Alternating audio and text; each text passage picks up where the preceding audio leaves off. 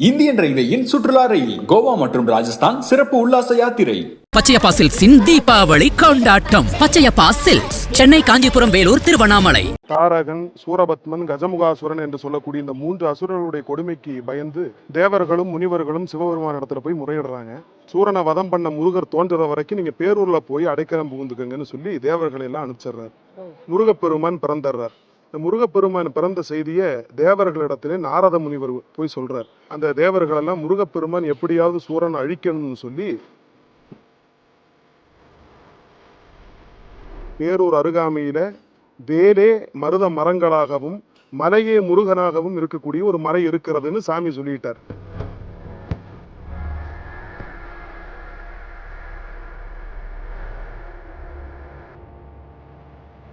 காமதேனுன்னு சொல்லக்கூடிய தெய்வீக பசு முதல்ல வெள்ளியங்கிரி அருகாமையில் இருக்கக்கூடிய வெள்ளியங்கிரி அது சிவபெருமானுடைய ரூபமாகவும், நீலிமலையின் அருகாமையில் இருக்கக்கூடிய மலை இடப்பக்கத்துல இருக்கு, அந்த மலை பார்வதியினுடைய ரூபமாகவும், நடுவில் இருக்கக்கூடிய மருதமலை முருகப்பெருமானுடைய வடிவமாகவும், சோமாஸ்கந்த ரூபம் சிவன் பார்வதி முருகன் சொல்லக்கூடிய சோமாஸ்கந்த ரூபமாக இயற்கையாகவே இந்த மலையானது அமைந்திருக்கு. நிறைய முருகர் கோவிலுக்கு போயிருக்கேன். பட் இந்த முருகர் கோவில் மட்டும் குதிரையில அமைஞ்சு உட்கார்ந்துருக்காரு. ஏன்? இந்த கோவில் பழங்காலத்துல திருப்பணி நடக்கும் பொழுது இங்க இருக்கக்கூடிய பொன்னையும் பொருளையும் சில கல்வர்கள் அதை களவாடிட்டு போனதாகவும், அந்த கல்வர்களை விரட்டி பிடிக்க முருகப்பெருமானே குதிரை வீரனா பின்னாடியே போனதாகவும் ஒரு செவி வழி செய்தி இருக்கிறது.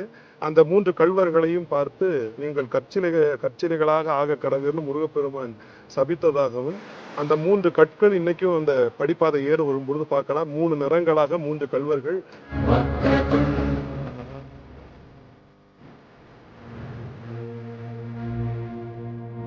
சுவாமி, இந்த திருக்கோவில் இவ்வளோ கூட்டம் வருது. இந்த திருக்கோவிலோட புராணத்தை பத்தி சொல்லுங்க. இந்த திருக்கோவில் புராணம் திருவாவடுதுறை ஆதீனத்துல கச்சியப்ப முனிவர்னு ஒருத்தர் வாழ்ந்துட்டு வந்தார். கிட்டத்தட்ட ஒரு 500-600 ஆண்டுகளுக்கு முன்பாக அந்த கச்சியப்ப முனிவர் பல தலங்களுக்கும் தல புராணங்களை அவரே பாடியிருக்கிறார். அது பல லட்ச பாடல்கள். ஒவ்வொரு தலத்துக்கும் சீர்காழி புராணம் மற்றும் கந்த புராணம், அந்த வரிசையில பேரூர் புராணம்னு சொல்லக்கூடிய புராணத்துல அந்த பேரூர்ல இருக்கக்கூடிய இறைவனுடைய திருவிளையாடல்கள்லாம் ஒவ்வொன்றா வரிசையா சொல்லிட்டு வரும் பொழுது மருதவரை படலம்னு சொல்லக்கூடிய ஒரு தலைப்பு. அந்த மருதவரை படலத்துல மருதமலையை பத்தி மிக விரிவாக சிறப்பாக எப்படியெல்லாம் பூஜை நடந்தது, முருகப்பெருமான் இங்க எப்படி வந்தாருங்கிறத பத்தி அந்த மருதவரை படலமும், துடியலூர்ல இருக்கக்கூடிய விருந்தீஸ்வரர் அருள்மிகு விருந்தீஸ்வரர் திருக்கோவில்ல இயற்றப்பட்ட ஆசிரியர் யாரு எழுதினாங்கன்னு நமக்கு தெரியாது. அந்த ஆசிரியர் எழுதிய திருத்துடிசை புராணம்னு சொல்லக்கூடிய புராணத்துல கிரிச்சருக்கம்னு சொல்லக்கூடிய அந்த 2 தலைப்புகளும் தான் நம்ம கோயிலுடைய வரலாற்றை சொல்லுது. இந்த தேவர்களுக்கு சொல்லனா கொடுமைகளை செய்து வந்த தாரகன், சூரபத்மன், கஜமுகாசுரன் என்று சொல்லக்கூடிய இந்த 3 அசுரர்களுடைய கொடுமைக்கு பயந்து தேவர்களும் முனிவர்களும் சிவபெருமான இடத்துல போய் முறையிடுறாங்க. எப்படியாவது உங்களோட கொடுமையிலிருந்து தப்பிக்கணும்னு சொல்லும் பொழுது சிவபெருமான் சொல்றார், பேரூருக்கு நீங்க எல்லாம் போங்க, சூரனை வதம் பண்ண முருகர் தோன்றுற வரைக்கும் நீங்க பேரூர்ல போய் அடைக்கலம் புகுந்துக்கங்கன்னு சொல்லி தேவர்களை எல்லாம் அனுப்பிச்சிடுறார். 33 கோடி தேவர்களும் பேரூருக்கு வராங்க. பல 100 ஆண்டுகள் இந்த இடத்துலயே இருக்காங்க. முருகப்பெருமான் பிறந்துடுறார். சிவபெருமானுடைய 5 முகத்திலிருந்து 6வது முகமாக அதோ முகம்னு சொல்லக்கூடிய அந்த தீப்பிழம்பாக முருகப்பெருமான் பிறந்துடுறார். இந்த முருகப்பெருமான் பிறந்த செய்தியை தேவர்களிடத்திலே நாரத முனிவர் போய் சொல்றார். உங்களுக்கெல்லாம் எல்லாத்துக்கும் ஒரு குட் நியூஸ், முருகர் பிறந்துட்டாருன்னு சொல்லி அழகாக போய் சொல்லும் பொழுது அந்த தேவர்கள் எல்லாம் முருகப்பெருமான் எப்படியாவது சூரனை அழிக்கணும்னு சொல்லி பல கோடி ஆண்டுகள் தவம் மேற்கொள்கிறார். ஏன்னா முருகப்பெருமான் வளரணும், வளர்ந்ததுக்கு அப்புறம் தான் அந்த வதம் நடக்கணுங்கிறனால தவம் மேற்கொள்கிறார்கள். அதற்கு பிறகு மகாவிஷ்ணு எல்லா தேவர்களும் இங்கே கிளம்பி வந்ததுக்கு அப்புறம் தேவலோகத்துல வைகுண்டத்துல மகாவிஷ்ணு மட்டும் இருக்கார். பார்வதி தேவியினுடைய பாத சிலம்புகளிலே இருந்து 9 வீரர்கள், வீரபாகு உள்ளிட்ட 9 வீரர்கள் தோன்றுகிறார்கள். அந்த வீரபாகுவோட மகாவிஷ்ணுவும் சேர்ந்து மருதமலைக்கு வரார். தேவர்கள் போய் அந்த சிவபெருமானிடத்திலே சொல்லும் பொழுதே பேரூர் அருகாமையில வேலே மருத மரங்களாகவும் மலையே முருகனாகவும் இருக்கக்கூடிய ஒரு மலை இருக்கிறதுன்னு சாமி சொல்லிட்டார். யாரு? சிவபெருமான் சொல்கிறார். அந்த மலைக்கு மகாவிஷ்ணுவும் 9 வீரர்களும் சேர்ந்து வராங்க. முருகப்பெருமானுக்கு திருமேனி அமைத்து கல்பகோடி ஆண்டுகள் வழிபாடு செய்ததாக இங்கு புராண செய்தி. அந்த திருமேனி தான் இங்கு மூலவராக இருப்பதாக கருதப்படுகிறது. இந்த 5 கால பூஜையாக அந்த பூஜைக்குன்னு ஒரு தனி பத்ததி, எல்லா கோவிலுக்கும் ஒவ்வொரு பத்ததி இருக்கிற மாதிரி நம்முடைய மருதமலையில் இருக்கக்கூடிய முருகப்பெருமானுக்கு இப்படிதான் வழிபாடு பண்ணணும். பன்னீர், குற்றமற்ற பனிநீரிலே கோரோஜன, வெட்டிவேர் இது போல சில பொருள்களை எல்லாம் சேர்த்து அபிஷேகம் பண்ணணும். மண்பானையில வலம்புரி சங்குனால அபிஷேகம் பண்ணணுங்கிற ஒரு சிறப்பு இருக்கு. காமதேனுன்னு சொல்லக்கூடிய தெய்வீக பசு முதல்ல வெள்ளியங்கிரி, அருகாமையில் இருக்கக்கூடிய வெள்ளியங்கிரி, அது சிவபெருமானுடைய ரூபமாகவும், நீலிமலையின் அருகாமையில் இருக்கக்கூடிய மலை இடப்பக்கத்தில் இருக்கு, அந்த மலை பார்வதியினுடைய ரூபமாகவும், நடுவில் இருக்கக்கூடிய மருதமலை முருகப்பெருமானுடைய வடிவமாகவும், சோமாஸ்கந்த ரூபம் சிவன் பார்வதி முருகன் சொல்லக்கூடிய சோமாஸ்கந்த ரூபமாக இயற்கையாகவே இந்த மலையானது அமைந்திருக்கு. இந்த இடத்துல கல்பகோடி ஆண்டுகள் மகாவிஷ்ணு பூஜை பண்ணதுக்கு அப்புறம் முருகப்பெருமான் விஸ்வரூபமாக காட்சி கொடுத்து சூரனை நான் வதம் பண்றேன்னு சொல்லி இனி யாம் உண்டு அஞ்சேல்னு சொல்லி திருவாய் மடந்தருளுகிறார். அன்று முதல் இந்த நாள் வரை மருதாச்சல மூர்த்திங்கிற சிறப்பு பெயரோடு இந்த மலையில வீற்றிருந்து அருள் பாலிக்கின்றார். மருதமலை ஓகே, மருத மரம் எப்படி வந்தது? மருத மரம் பல தலங்களுக்கு, எல்லா தலத்துக்கும் மூர்த்தி, தலம், தீர்த்தம்னு சொல்லக்கூடிய 3 முக்கியமாக இருக்கிறது.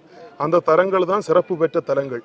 நம்முடைய மருதமலையை எடுத்துக்கொண்டோமேயானால் தலமாக மருதமலையும், தல விருட்சமாக மருத மரம், திருவிடை மருதூர் என்று சொல்லக்கூடிய ஒரு தலம், அந்த தலத்துல மருத மரம் தான் தல விருட்சமாக இருக்கிறது. அதே போல இந்த மலை முழுவதுமே மருத மரங்கள் மிகுதியா இருந்த காரணத்தினால இது மருத மலைங்கிற பேர் பெற்றது. தீர்த்தமாக புராண காலத்துல இங்க 5 தீர்த்தம் இருந்திருக்கு. மருத தீர்த்தம், கன்னி தீர்த்தம், கந்த தீர்த்தம், அனுமன் தீர்த்தம், சரவண பொய்கைன்னு சொல்லக்கூடிய 5 தீர்த்தங்கள். இதெல்லாம் நாளடைவில் மருவி போய் இன்னைக்கு கன்னி தீர்த்தம்னு சொல்லக்கூடிய ஒரு தீர்த்தம் மட்டும் நம்ம பார்த்துருப்போம் கொஞ்ச நேரத்துக்கு முன்னாடி. அந்த ஒரு தீர்த்தம் மட்டும்தான் இருக்குது. சுவாமி, நீங்க இங்க சிறப்பு பூஜைகளை பத்தி சொல்லணுமே. சிறப்பு பூஜைகள்னா காலையிலேருந்து 5 கால பூஜை இருக்குது. காலையில் 5:30 மணிக்கு கோயில் திறந்தால் 6 மணிக்குள்ளே விழா பூஜையும் நடக்குது. அதுக்கப்புறம் 8 to 9 காலசந்தி பூஜை, 11 to 12 உச்சிக்கால பூஜை, அப்புறம் 4:30 to 5 சாயரச்சை, 7:30 to 8 அர்த்தஜாம பூஜை. அதுதான் நடக்குது இங்கே. இந்த 5 காலத்தில் ஒவ்வொரு காலத்துலையும் ஒவ்வொரு நிவேத்தியம், காலையில் ஒரு நிவேத்தியம், அது மாதிரி 5 காலத்துக்கு 5 நிவேத்தியம் பண்ணி பூஜை பண்ணிகிட்டு இருக்கோம். எந்த பூஜையில் மக்கள் அதிகமாக இருப்பாங்க? உச்சிக்கால பூஜையில் அதிகமாக இருப்பாங்க. உச்சிக்கால பூஜையில், ஏன்னா அந்த நேரம் தான் உங்களுக்கு உகந்த நேரமாக இருக்குது. 11 to 12ங்கிற போது அந்த டைமில் மக்கள் கொஞ்சம் அதிகமாக இருப்பாங்க. இங்கே ஒரு விஷயம் கேள்விப்பட்ட, விபூதி சிறப்புகள் ஏதோ இருக்கு. விபூதி சிறப்புனா அது ரொம்ப அதிகமாக நாங்கள் இது பண்ணுறதில்ல. அதாவது சாமியோட சிரசில் விபூதி வச்சு எடுத்து அந்த விபூதியை நாங்கள் மருந்தாக நாங்களே பயன்படுத்திகிட்டு இருக்கிறோம். அதாவது ஏதோ ஒரு நோய், தலைவலி இது அப்படின்னா அந்த விபூதிக்கு அவ்வளோ ஒரு மகத்துவம் இருக்குது.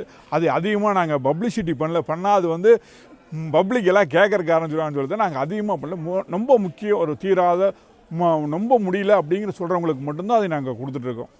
ஸ்கின்னுக்கு ரொம்ப நல்லது. ஸ்கின்னு, அது தலைவலி, இந்த இது ரொம்ப உடம்பு முடியாதவங்களுக்கு, அந்த மாதிரி இருக்கிறவங்களுக்கெல்லாம் அந்த சிரசில் வச்சு அந்த விபூதி கொடுத்தோம்னா அவ்வளவு மருந்தது. ஏன் அது எல்லாருக்கும் கொடுக்க, எல்லாத்துக்கும் கொடுக்குற அந்த இது விபூதி இருக்குங்க. அது அந்த அளவுக்கு நம்ம இது பண்ணோம்னா அப்புறம் அதோட மகத்துவம் இதாகி போயிடும். அதாவது தெரிஞ்சவங்களுக்கு தான் கொடுக்க முடியும். எல்லாத்துக்கும் கொடுத்தோம்னா அது மிஸ்யூஸ் பண்ணுற காரணம். இன்றைக்கி விபூதினா சாமி அது கீழே காலில் படப்படாது, அதெல்லாம் ரொம்ப இதாக இருக்குது. அதெல்லாம் இன்றைக்கி தெரியாது. எத்தனையோ மக்கள் இன்னும் நம்ம கீழ் பாமர மக்களாகவே இருந்துகிட்டு இருக்காங்க.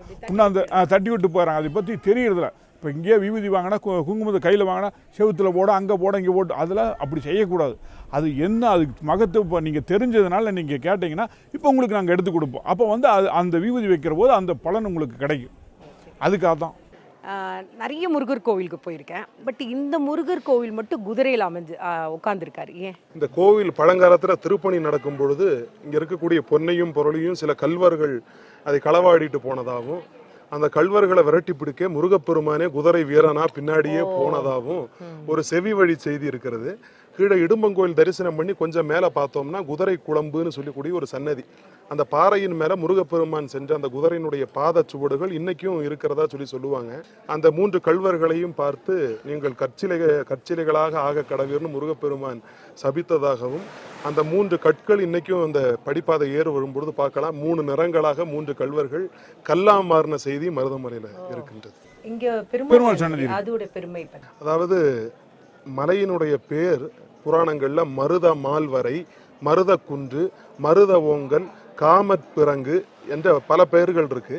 இதுல மருத மால்வரைங்கிற பேர் தான் இன்னைக்கு மருதமலைன்னு நிக்கிறதா சொல்லுவாங்க. மருதம்ங்கிறது தலத்தினுடைய பெயர், மால்னா திருமால், வணங்கியதுனால வரைங்கிறது மலை. அதாவது திருமால் வணங்கிய மலை. மாமன் மருமகனை வழிபாடு பண்ண தலம் மருதமலை. அதனால எந்த திருக்கோயில்களும் இல்லாத சிறப்பாக மாமனுக்கு, அதாவது மகாவிஷ்ணுவுக்கு இங்க தனி சன்னதி அமைத்து ஆதி காலத்துல இருந்து வழிபாடுகள் கண்டிப்பா மருதமலைனா அப்படியே சாமி வந்து கும்பிட்டுட்டு போவோம். இதோடைய வரலாறை பத்தி சொன்னதுல நான் கண்டிப்பா எவ்வளோ பெரிய விஷயம். அது இல்லாமல் 1200 வருஷத்துக்கு நம்ம நினைக்கிறது 1200, பட் அதுக்கு முன்னாடி எத்தனை வருஷங்கள் இருக்கிறது தெரியல. ரொம்ப சந்தோஷமா இருக்கு. அதை பற்றி சாமியை பற்றி ஒன்று சொல்லலாம். சாமி வந்து எல்லாமே வந்து சாமி சும்மா சாதா வந்து பீடத்தில் சும்மா அப்படியே மேலாளமாக வச்சுருவாங்க. இது அப்படி கிடையாது. எங்கள் தாத்தா முன்னோர்கள் சொன்னது வந்து சாமி வந்து திருகு பீடமாக இருக்கார். திருகு பீடம் அதான் வந்து நம்ம போல்ட் நட்டு போட்டால் எப்படி பண்ணுவோம் அந்த மாதிரி தான் பீடத்தில் உட்காந்துருக்கார்.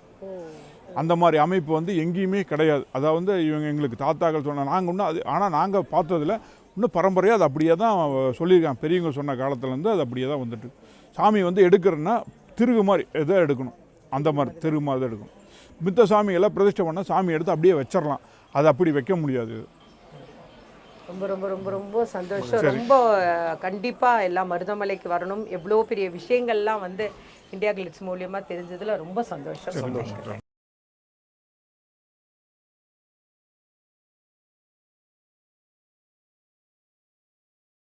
நல்லா இருக்கீங்களா?